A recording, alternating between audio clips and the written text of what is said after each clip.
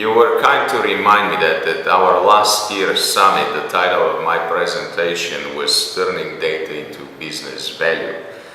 So what's new about it today, you're asking me?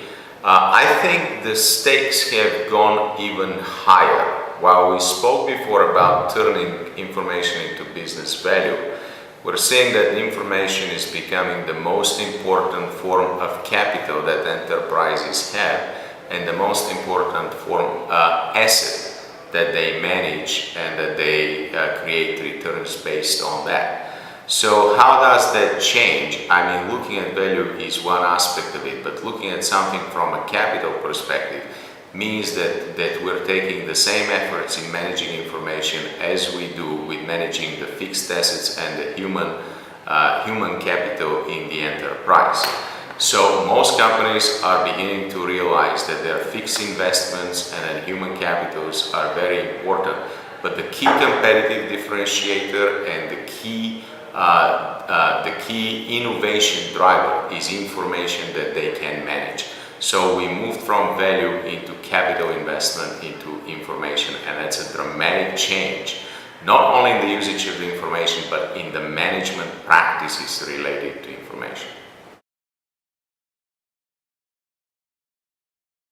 I mentioned in one of my presentations that the CMO is becoming probably the biggest spender in information technology, outspending the CFO and the CIO altogether. And so your question is, what's driving this, and how is the role of the CIO changing with BI and information becoming more pervasive? I think the CIO was up until now mainly concerned about infrastructure and delivering information on demand basis as the users were demanding it, serving it in a service role, mainly as a cost center in the enterprise, providing primarily information, backward-looking information about what works and what doesn't work in the enterprise for the analytical needs.